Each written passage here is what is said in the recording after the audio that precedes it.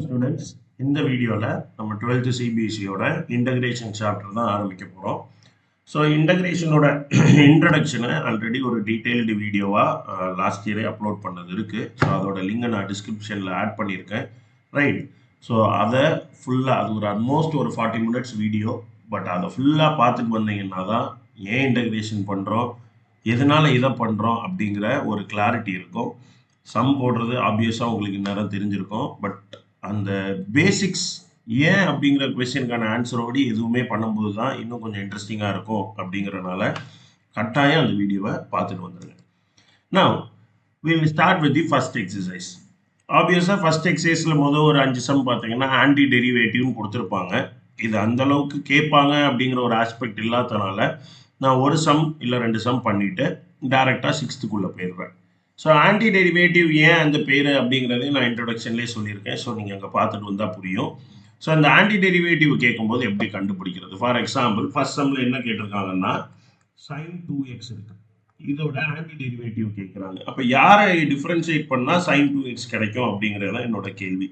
So ஆப்வியஸாக காசோட differentiation தான் சைனு. ஸோ நான் cos 2xன்னு எடுக்கிறேன். ஸோ cos 2xோட differentiation d by dx of cos 2x என்ன வரும்?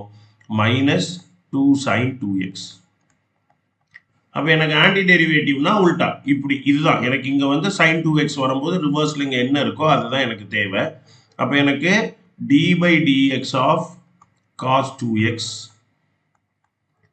into 1 by minus 2 equal to sin 2x. அப்போ anti derivative, therefore anti derivative of sin 2x is equal to minus cos 2x by 2. So இந்த சிம்பிளை விட்டுருங்க, அதுக்கு பதிலாக தான் anti derivative. So minus cos 2x by 2 differentiate பண்ணாதான் sin 2x கிடைக்கும். பண்ணி பார்ப்போமே. மறுபடியும் பார்த்தீங்கன்னா இப்போ இதை நீங்கள் cos 2xக்கு ஆல்ரெடி இங்கே எழுதிட்டோம் sin 2xன்னு. இந்த மைனஸ் 2 இருக்குது. ஸோ ஆல்ரெடி இங்கே ஒரு மைனஸ் இருக்குது. மைனஸ் இன்ட்டு மைனஸ் ப்ளஸ் ஆயிரும், 2 2 கட் ஆயிரும். இதுதான் ஆன்டி டெரிவேட்டிவ். ரைட். இதே மாதிரி நான் 4th சம் பண்ணுறேன். ax plus b the whole square. ax plus b the whole square. So எனக்கு யாரை டிஃப்ரென்ஷியேட் பண்ணால் ஸ்கொயர் கிடச்சிருக்கும்? இப்போ நான் கியூப் இருந்துச்சுன்னா தான் இதை டிஃப்ரென்ஷியேட் பண்ணும்போது 3x ஸ்கொயர்னு எழுதியிருந்திருப்பேன். கரெக்டாக? அப்போ நான் d by dx of ax plus b the whole cube எடுக்கிறேன்.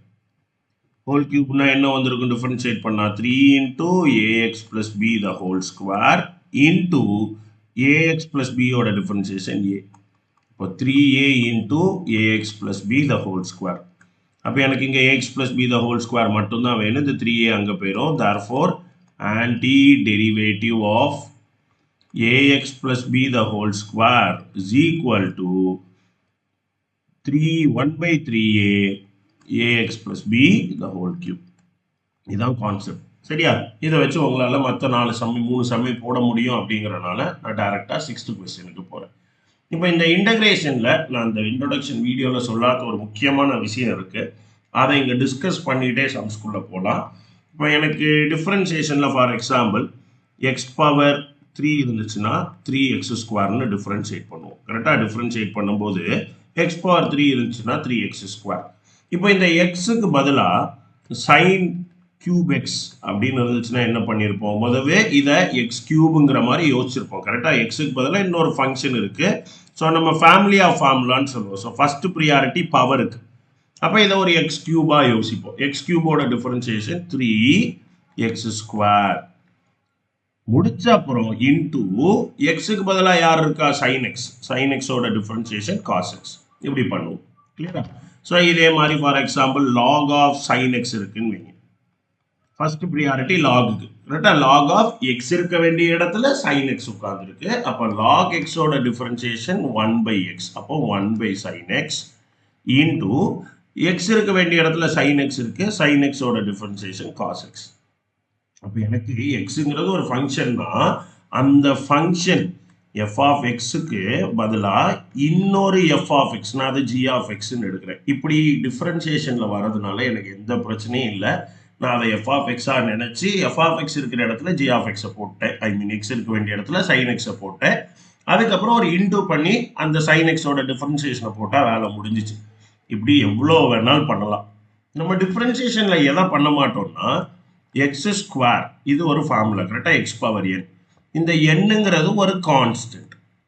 இந்த கான்ஸ்டன்ட் இருக்கிற இடத்துல எனக்கு ஒரு வேரியபிள் வரக்கூடாது, ரைட்? நம்ம அங்கே தான் லாக் மெத்தட் யூஸ் பண்ணியிருப்போம். எக்ஸ் பவர் சைன் எக்ஸை வந்து நம்ம சைன் எக்ஸ் லாக் எக்ஸ்ன்னு taking log on both sides, right? அந்த சம்ஸ்லாம் இன்னும் நான் டிஃபரன்சியேஷன் ஃபுல்லாக அப்லோட் பண்ணி முடிக்கல. கண்டினியூட்டி அண்ட் டிஃபரன்சிபிலிட்டியில் இந்த எக்ஸசைஸ் வரைக்கும் பண்ணிட்டேன்னு நம்புகிறேன். கிளியரா? ஸோ டைம் கொஞ்சம் கன்ஸ்ட்ரெயின் ஆனதுனால நான் இங்கே வந்திருக்கேன் இப்போ. And November 2024 maybe later on in the year நீங்கள் பார்க்குறீங்க அப்படின்னா, சப்போஸ் இந்த வீடியோஸ் இருந்து நீங்கள் பார்த்தீங்கன்னா அப்போ மேபி இருக்க வாய்ப்பு இருக்குது. As of today November 24, 2024 differentiation நான் இன்னும் முடிக்கல. Okay, coming back. So sine power x power sine எக்ஸை நம்மளால் டிஃப்ரென்ஷியேட் பண்ணக்கூடாது. ஏன்னா ஒரு கான்ஸ்டன்ட் இருக்க வேண்டிய இடத்த ஒரு வேரியபிள் ஆக்குப்பை பண்ணியிருக்காரு. இது நமக்கு அலோடு இல்லை. புரியுதா? அப்போ ஒரு ஃபங்க்ஷன் இருக்க வேண்டிய இடத்துல எந்த ஃபங்க்ஷன்னாலும் இருக்கலாம், எனக்கு பிரச்சனையே கிடையாது. அது கல்யாணமோ காது குத்தோ எதுனாலும் எனக்கு ஓகே. ஆனால் ஒரு கான்ஸ்டன்ட் இருக்க வேண்டிய இடத்துல ஒரு வேரியபிள் வரக்கூடாது. இது டிஃபரன்சியேஷனில். இன்டகிரேஷனை பொறுத்த வரைக்கும் ஒரு ஃபங்க்ஷன் எஃப் ஆஃப் எக்ஸ் இருக்க வேண்டிய இடத்துல ஜி ஆஃப் எக்ஸ் வந்தாலே அலோடு கிடையாது. ஃபார் எக்ஸாம்பிள், நான் அகெயின் எக்ஸ் கியூப் எக்ஸ் ஸ்கொயரோட டிஃப்ரெண்ட் இன்டகிரேட் பண்ணுறேன். இன்டகிரல் ஆஃப் எக்ஸ் ஸ்கொயர் டிஎக்ஸுங்கிறது இந்த டிஎக்ஸும் சேர்ந்து தான் இன்டகிரேட் ஆகும் அப்படிங்கிறதையுமே நான் எக்ஸ்பிளைன் பண்ணியிருக்கேன், ரைட்? மறுபடியும் சொல்கிறேன், அந்த வீடியோவை ஃபுல்லாக ஓட்டாமல் பார்த்துட்டு வாங்க. கொஞ்சம் நிறைய பேசியிருப்பேன் தான், பட் அந்த இன்ட்ரொடக்ஷன் ரொம்ப முக்கியம். ஓகே, ஸோ அப்போ x cube by 3 plus C அப்போதைக்கு நான் போடல, எக்ஸ் கியூப் பை 3. இப்போ நான் இதுக்கு பதிலாக integral of sine square x dx அப்படி இருக்கு. மேபி இந்த எக்ஸ் கியூப் பை 3 டிஃப்ரென்ஷியேட் பண்ணால் எக்ஸ் ஸ்கொயர் கிடைக்கும். அதையுமே அந்த வீடியோலையும் நான் யூஸ் பண்ணியிருக்கேன், அதனால நான் இதை எக்ஸ்பிளைன் பண்ணலை. இப்போ நான் இதே மாதிரி யோசிக்கிறேன்ப்பா. முதல் எக்ஸுக்கு பதிலாக சைனுக்கு பதிலாக எக்ஸ் இருந்தால் என்ன வரும்? அப்போது sine cube X by 3 into, but இன்டகிரேஷனில் இன்டூ பண்ணும்போது டிவைடட் பையில் பண்ணோம். நீங்கள் அப்படியே இந்த ஆன்டி டெரிவேட்டிவ்க்கு வந்து பாருங்கள். இங்கே நம்ம காஸ் 2x இருக்கு, காஸோட டிஃபரன்சியேஷன் மைனஸ் சைன் 2x இருக்குல்ல, கொஸ்டின் இதில். ஸோ நான் இங்கே பண்ணுறேன். சைன் 2x இருக்கு, சைனோட differentiation minus integration minus cos எக்ஸுக்கு பதிலாக 2x. இதெல்லாம் கவனிச்சிங்கன்னா இது வேற ஃபங்க்ஷன் இல்லை, ஒரு கான்ஸ்டன்ட் எக்ஸ்ட்ரா மல்டிப்ளை ஆகுத தவிர எக்ஸ் இருக்க வேண்டிய இடத்துல எக்ஸ் தான் இருக்கு, ஒரு 2 மடங்கா இருக்கு. அது பிரச்சனை கிடையாது. ஏன்னா ஒரு கான்ஸ்டன்ட் மல்டிப்ளை ஆகிறது, ஃபங்க்ஷன் பெருசாக மாறாது, ஃபைனல் ஆன்சர் மாறுது, the function is still the same. இப்போ minus cos 2x divided by, இதோட டிஃபரன்சியேஷனை டிவைடில் போடுவோம், பை 2. புரியுதா? ஸோ அப்போ எப்படி டிஃபரன்சியேஷனில் டிஃபரன்ஷியேட் பண்ணி மல்டிப்ளை பண்ணமோ அதே மாதிரி இன்டகிரேஷனில் டிஃபரன்ஷியேட் பண்ணி டிவைட் பண்ணணும். அப்போ எனக்கு சைனோட டிஃபரன்சியேஷன் காஸ் எக்ஸ். ஸோ இப்படி எழுதுறேன் டெக்னிக்கலாக, சைன் எக்ஸ் சைன் கியூப் எக்ஸுக்கு பதிலாக sine square x by sine x by cos x tan x by 3 இப்படி எழுதிக்கலாம். சரியா? ஸோ அப்போ நியாயப்படி இதை டிஃபரன்ஷியேட் பண்ணால் எனக்கு கொஸ்டின் கிடைக்கணும்ல. இப்போ எக்ஸ் கியூப் பை 3 நான் டிஃபரன்ஷியேட் பண்ணேன்னா 1/3 இன்டூ எக்ஸ் கியூப். இதை டிஃபரன்ஷியேட் பண்ணும்போது எனக்கு என்ன கிடைக்கும் அப்படின்னா 1/3 இன்டூ 3x ஸ்கொயர். 3 கட் ஆகி ஐ end up with my question X square கிடைச்சிருச்சு. அப்போ அதே மாதிரி இதை இன்டகிரேட் பண்ணால் டிஃபரன்ஷியேட் பண்ணால் கிடைக்கணும் அப்படின்னா differentiation of sine square x tan x by 3 நான் டிஃபரன்ஷியேட் பண்ண ஆரம்பித்தா யூவியில் போடணும். So V u dash 2 sin x into cos x plus sin square x into tan x க்கு secant square x. இதை சிம்பிளிஃபை பண்ணி sin square x வருமா அப்படின்னு எனக்கு கேட்டா எனக்கு தெரிஞ்சு இல்லை. சரி, எதுக்கும் போட்டு பார்ப்போம். 1/3 tan x 2 into tan x க்கு பதிலாக sin x by cos x into sin x cos x. இது கட் ஆயிரும். ஸோ 2 sin square x கிடச்சிருச்சு. ஒரு செகண்ட் நானும் பயந்து ஐயோ ஆன்சர் வருதோன்னு, ஆனால் வராது. சீக்கன் ஸ்கொயர் எக்ஸை காஸ் ஸ்கொயர் எக்ஸ்ன்னு எழுதுறேன். ஸோ டெக்னிக்கலாக இது 1/3 2 sin square x plus sin square x, கிளியரா, இன்டூ சீக்கன் ஸ்கொயர் எக்ஸ் பதிலாக தான் இங்கே காஸ் ஸ்கொயர் எக்ஸ் போட்டிருக்கோம். இன்கேஸ் இந்த காஸ் ஸ்கொயர் எக்ஸ் வரலைன்னா 3 சைன் ஸ்கொயர் எக்ஸாக மாறி இருக்கும். 3 கட் ஆகி சைன் ஸ்கொயர் எக்ஸ் கிடச்சிருக்கும். ஆனால் நமக்கு தான் ஒரு காஸ் ஸ்கொயர் எக்ஸ் எக்ஸ்ட்ரா தொத்திக்கிட்டு இருக்கு. புரியுதா? அப்போ இந்த காஸ் ஸ்கொயர் எக்ஸ் எக்ஸ்ட்ரா தொத்துறதுனால நம்மளால இதை என்ன பண்ண முடியாது, ஒன்றுமே பண்ண முடியாது. அவசரத்தில் இதை டிவைட் பண்ணிடாதீங்க. ஏன்னா இதை கொண்டு டிவைடில் போட்டீங்கன்னா காஸ் ஸ்கொயர் எக்ஸ் ஆகி காமனாக வெளியே வரும். அப்பவும் கட் ஆகாது. பட் இங்கே நம்ம டிஃப்ரென்ஷியேட் பண்ணுறோம். கிளியரா? ஸோ இந்த ஃபங்க்ஷனை நான் டிஃப்ரென்ஷியேட் பண்ணி எனக்கு கொஸ்டின் கிடைக்குதான்னு ரிவர்ஸில் செக் பண்ணுறேன். ஆப்வியஸாக கிடைக்கல. அப்போது எப்பெல்லாம் இன்டகிரேட் பண்ணுறீங்களோ அப்போ நீங்கள் ஞாபகம் வச்சுக்க வேண்டியது ஒன்று என்னென்னா, நம்ம எப்படி ஃபார்முலா படித்தோமோ அந்த ஃபங்க்ஷனே தான் இருக்கணுமே தவிர வேற ஒரு ஃபங்க்ஷன் இருக்கக்கூடாது. கிளியரா? அந்த ஃபங்க்ஷன் கூட ஒரு கான்ஸ்டன்ட் எக்ஸ்ட்ரா ஃபிட்டிங் தொத்திக்கிட்டு வரலாம். ப்ளஸில் வரலாம். ப்ளஸில் வந்து அது தனி டேர்ம், அதை நம்ம அப்படியே தனியாக ஒரு டேர்மை எடுத்து பண்ணிட்டு போய்கிட்டே இருப்போம்.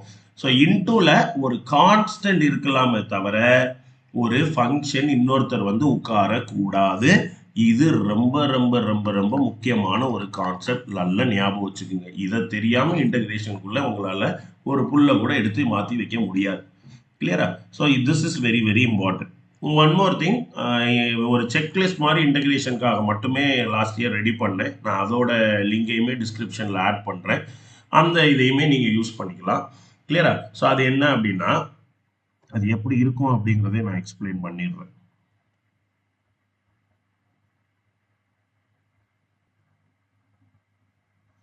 ஸோ இதுதான் அந்த செக்லிஸ்ட்டு. ரைட். ஸோ இந்த செக்லிஸ்ட்டை பொறுத்த வரைக்கும் இப்போ ஒரு கொஸ்டின் கொடுத்தாங்க அப்படின்னா அதை எந்த மெத்தடில் போடுறதுங்கிறது தெரியணுங்கிறதுக்காக இது பண்ணது தான். For direct formula. So direct ஃபார்முலாவில் இருந்தால் அது ஃபஸ்ட்டு, அப்படி இல்லைன்னா சப்ஸ்டியூஷன், ட்ரிக்னாமெட்ரிக், இந்த செக்லிஸ்ட் யூஸ் பண்ணுவோம் later on the stage. So இந்த செக்லிஸ்ட்டில் இருக்கும். இப்போ இந்த மெத்தடு அப்படின்னா, இப்போ ஃபார் எக்ஸாம்பிள் நீங்கள் வந்து ட்ரிக்னாமெட்ரிக் ஐடென்டிட்டி யூஸ் பண்ண போகிறீங்க அப்படின்னா அதோட கான்செப்ட்ஸை இந்த லிங்கை நீங்கள் கிளிக் பண்ணால் போதும். ரைட்டு, அந்த ட்ரிக்னாமெட்ரிக் ஃபார்முலாஸ்க்குள்ளே உங்களை கூப்பிட்டு போயிடும். So that you can use that. கிளியரா? ஸோ இந்த மாதிரி தான் இந்த செக்லிஸ்ட்டை டிசைன் பண்ணியிருக்கேன். ஸோ நீங்கள் இதையும் யூஸ் பண்ணிக்க முடியும். ரைட். இன்ட்ரடக்ஷன் லிங்கையும் இந்த லிங்கையுமே நான் வந்து டிஸ்கிரிப்ஷனில் ஆட் பண்ணிக்கிறேன். டவுன்லோட் பண்ணி வச்சுக்கோங்க. ரொம்பவே ஹெல்ப்ஃபுல்லாக இருக்கும். ரைட். ஸோ கம்மிங் பேக், எனக்கு வந்து இது ரொம்ப முக்கியம். கரெக்டாக ஒரு கான்ஸ்டன்ட் எக்ஸ்ட்ரா வரலாம், ஒரு ஃபங்க்ஷன் இன்னொருத்தர் வரக்கூடாது. இப்போ நம்ம கொஸ்டினுக்கு போகலாம். 6th question, 4e power 3x plus 1. So 6th question, integral 4e power 3x plus 1 dx. So தனித்தனி டேர்ம்னா எனக்கு ஒரு பிரச்சனையுமே கிடையாது. ஸோ நான் இதை என்ன பண்ணிடலாம்னா integral 4e power 3x dx plus integral 1 dx. So ஆப்வியஸாக ஃபார்முலா படிச்சிருப்பீங்க, புக்கில் இருக்குது. அதனால நான் அதை ப்ரொஜெக்ட் பண்ணி இதெல்லாம் படிங்கன்னு சொல்லணும்னு அவசியம் இல்லை. ஃபார்முலானாலே எல்லாத்தையும் படித்து தான் ஆகணும். ரைட். ஸோ 4 × 4 ஒரு கான்ஸ்டன்ட், e power 3xோட டிஃப்ரென்சியேஷன் e power 3x. நான் ஃபஸ்ட்டு மட்டும் கொஞ்சம் கான்செப்ட் எக்ஸ்பிளைன் பண்ணிக்கிறேன். ஸோ எந்த ஃபேமிலி ஆஃப் ஃபார்முலானா e power x formula. X இருக்க வேண்டிய இடத்துல எனக்கு யார் இருக்கா? 3x. அலோடான்னு கேட்டால் அலோடு. ஏன்னா 3x தானே இருக்குது. ரைட். ஒரு கான்ஸ்டன்ட் தான் மல்டிப்ளை ஆயிருக்கு, விச் இஸ் அலோட். அப்போ நான் e power xோட differentiation integration e power x. So e power 3xக்கு e power 3x போட்டேன். இப்போ எக்ஸுக்கு பதிலாக இன்னொருத்தர் இருந்தால் என்ன பண்ணணும்? அவரோட டிஃபரன்சியேஷனை கொண்டு டிவைட் பண்ணணும். 3xோட டிஃபரன்சியேஷன் 3 முடிஞ்சு போச்சு. ப்ளஸ் ஒரு கான்ஸ்டன்ட். இந்த கான்ஸ்டன்ட் அப்படிங்கிறத எக்ஸ் பவர் 0ன்னு எழுதலாம். 1x power 0. எக்ஸ் பவர் என்னுக்கு ஃபார்முலா என்ன? X power n plus 1 by n plus 1. அப்போ எக்ஸ் பவர் 0க்கு X power 0 plus 1 by 0 plus 1 which is actually x. So கான்ஸ்டன்டோட இன்டகிரேஷன் எக்ஸ். ப்ளஸ் சி, இதுவும் நம்ம introduction வீடியோவில் பேசினனால plus சியை நான் டைரெக்டாக போட்டாச்சு. நம்ம 7th question, x square into 1 minus 1 by x square. So UV அப்படிங்கிறது இங்கே கொஞ்சம் டிஃப்ரெண்ட்டாக யூஸ் ஆகும். ஸோ டேரெக்டாக எடுத்த உடனே போகாதீங்க. முடிஞ்ச அளவுக்கு அதை அவாய்ட் பண்ண ட்ரை பண்ணணும். ஸோ எடுத்தோடனே ஓகே u into v இருக்குது ஃபங்க்ஷன், ஐயோ மல்டிப்ளிகேஷன். உள்ள மல்டிப்ளை பண்ணுங்கள். பார்க்கும்போதே தெரியணும் வெளியே எக்ஸ் ஸ்கொயர் உள்ளே எக்ஸ் ஸ்கொயர் அப்படின்னு. ஸோ அப்போ integral x square minus 1 dx. அவ்வளோதான். பிம்பிளிக்கு பிஆபி வேலை முடிஞ்சு. அப்போ எனக்கு இந்த integral of X square minus 1 டிஎக்ஸ்னா இதை integral x square dx minus integral 1 டிஎக்ஸ்ன்னு எழுத முடியும். கிளியரா? ஸோ ரெண்டுமே ஒரே ஃபேமிலி ஆஃப் ஃபார்முலா தான், x power N formula. So X ஸ்கொயருக்கு X cube by 3 X power n plus 1 minus கான்ஸ்டன்டோட இன்டகிரேஷன் எக்ஸ் இப்போ தான் படித்தோம். plus c. Constant 1 dx க்கு x, 3 dx ன்னு இருந்தா 3x வந்திருக்கும், 3 வெளியே இருந்திருக்கும், ஞாபகம் வச்சுக்கோங்க. ஸோ இதான் என்னோட answer, x cube by 3 minus x plus c. So the next question, ax square plus bx plus c dx. So question number 8, integral ax square plus bx plus c dx. So அப்போ எனக்கு again இதை என்னால் மூணா பிரிக்க முடியும். integral ax square dx plus integral bx dx plus integral c dx. So a ஒரு constant, a வெளியே எடுத்துட்டா integral x square dx plus b ஒரு constant integral x dx plus c ஒரு constant integral 1 dx. So a into x square ஓட integration x cube by 3 இப்போ தான் use பண்ணோம், plus b into x ஓட differentiation power 1 ன்னு அர்த்தம், அப்போ x power 1 plus 1 2 by 2 plus c into x plus a constant, already c இருக்கனால நான் இதை c1 ன்னு போட்டுக்கிறேன். ரைட், இதுதான் என்னோட ஆன்சர். ரொம்பவே ஈஸி தான், எக்ஸப்ட் இனிஷியலாக சில பட்டிட்டிங்கரிங் பண்ண வேண்டிய வரும் சில சம்மில், அது மட்டும் மேபி சில டைம் ஸ்ட்ரைக் ஆகலைன்னா கொஞ்சம் கஷ்டமாக தெரியும். பட் பண்ணவே முடியாது அப்படிங்கிற மாதிரி இன்டகிரேஷனில் உங்களுக்கு இருக்க போகிறது இல்லை. ஸோ அதனால் கான்ஃபிடென்ட்டாக ஃபேஸ் பண்ணுங்கள், கட்டாயம் பண்ண முடியும். Question number 9, integration of 2x square plus e power x dx. Integration of 2x square plus e power x dx.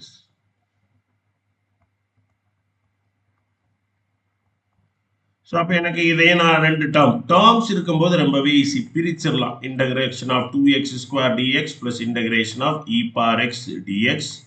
So 2x ஸ்கொயருக்கு 2 into xோட x ஸ்கொயரோட integration x cube by 3 plus e power xக்கு அதே e power x 1x இருக்கிறதுனால எந்த சேஞ்சும் கிடையாது, plus a constant. That's my answer.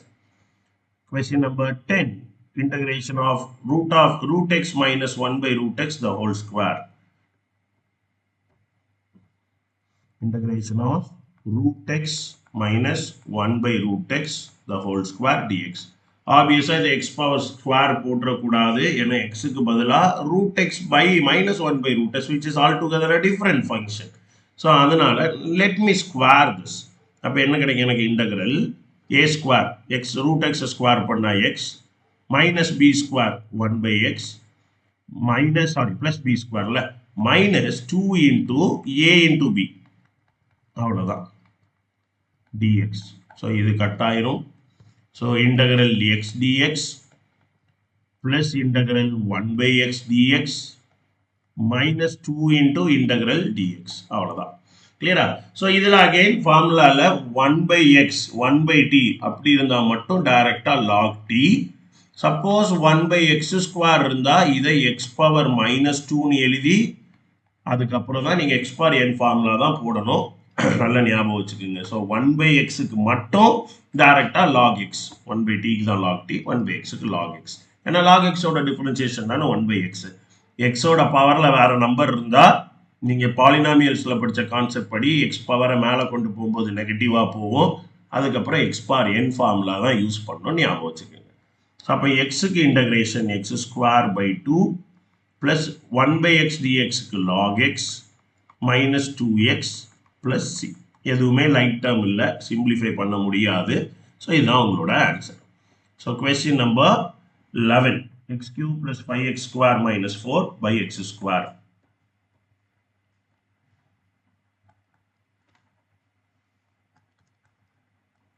x cube plus 5x square minus 4 by x square integral dx. பார்க்கும்போது என்னடா 3 டேர்ம் இருக்குது, டிவைடட் பையில் ஒரு வேல்யூ இருக்குது அப்படின்னா நமக்கு பிரச்சனை என்ன அப்படின்னா, நியூமரேட்டர் டினாமினேட்டரில் மோர் தென் 1 டேர்ம் இருந்தால் தான் பிரிக்க முடியாது, நியூமரேட்டரில் எத்தனை டேர்ம் இருந்தாலும் தனித்தனியாக பிரிக்கலாம்.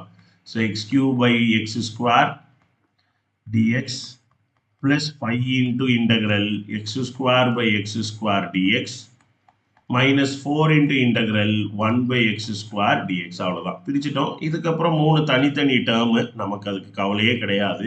ஸோ இது கட்டாயி x power 1, so integral x dx plus 5 into integral இது கட்டாயி 1 ஆயிரும் 1 dx minus 4 into இதை தான் சொன்னேன் integral x power minus 2 dx எடுக்கும். So x ஓட integration x square by 2 plus 5 into constant ஓட integration x minus 4 into இதை formula apply பண்ணுவோம் x power n plus 1 by n plus 1. கரெக்டா? இது வரைக்கும் ஃபார்முலாவை போடலை, ஏன்னா அதெல்லாம் ஈஸியாக இருந்துச்சு. நம்பரை ஆட் பண்ணி மேலே இருக்க கோஎஃபிஷியன்ட் அப்படியே போடணுன்னு இங்கேயும் போட்டுற முடியும். ரைட், உங்களுக்கு தெரியுங்கிறதுக்காக எழுதியிருக்கேன். ஸோ அப்போ என்ன வரும்? X square by 2 plus 5x minus 4 into x power minus 1 by minus 1 plus a constant. So x square by 2 plus 5x minus into minus plus ஆ போயிரும் plus 4 x power minus 1 which is 4 by x ன்னு வேணா டைரக்டா எழுதிக்கலாம் plus c. இதான் என்னோட answer. So question number 12. x cube plus 3x plus 4 by root x. x cube plus 3x plus 4 by root x. Again இதுவும் denominator ஒரு single term. Single term இருந்தா எனக்கு பிரச்சனையே இல்லைங்க. சரியா? So integral x cube by x power 1 by 2 dx plus integral 3x by x power 1 by 2 dx plus integral 4 by x power 1 by 2 dx. என்ன பண்ணலாம் அப்போ? integral x power 3 minus 1 by 2 dx plus integral 3 into x to the power 1 minus 1 by 2 dx plus integral 4 into x power minus 1 by 2 dx. அப்போ என்னவா மாறும்? integral 3ல அரை போனா 2ங்கிறது 5 by 2. ரைட்டா? சிம்பிளா யோசிச்சு போய்கிட்டே இருக்கலாம். So x power 5 by 2 dx plus 3 into integral 1ல அரை போனா அகைன் அரை plus 4 into integral x power minus 1 by 2 dx. அப்போ என்ன பண்ண போகிறோம்? இதை இன்டகிரேட் பண்ண போகிறோம்.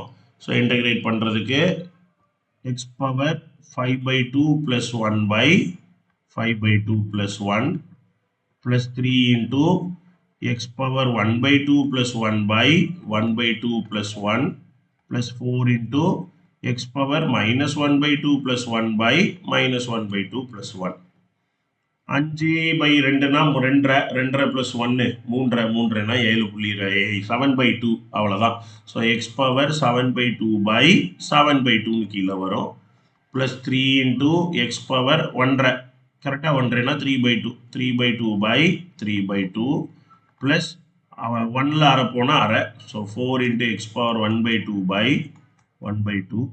ஸோ டேர்ம்ஸ் இந்த 3 எதுவும் கட் ஆகும், இதெல்லாம் மேலே போகும். So 2x power 7 by 2 by 7 plus 2x power 3 by 2 plus 8x power 1 by 2 plus a constant. Constant integrate பண்ண உடனே போட்டிருக்கணும். சரியா? கேர்ஃபுல்லாக இருங்க. அவ்வளோதான். கிளியரா? இதான் 12th சம்மோட ஆன்சர். ஸோ இந்த வீடியோவில் இது வரைக்கும் போதும். 13th சம்மிலேருந்து நெக்ஸ்ட் வீடியோவில் உங்களை மீட் பண்ணுறேன். ரைட்டு, இன்ட்ரோடக்ஷனை நல்லா பார்த்துட்டு சம்ம போட ஆரம்பிங்க. ரொம்பவே ஈஸி தான். எக்ஸாம் டேட்ஸ் வந்துருச்சு, நவம்பர் 2025 எக்ஸாமுக்கானது. ஸோ நல்லா ப்ரிப்பேர் பண்ணுங்கள். புரிஞ்சிருக்குன்னு நம்புகிறேன். டவுட்ஸ் ஏதாவது இருந்தால் கமெண்ட் பண்ணுங்கள். தேங்க்யூ. Happy learning.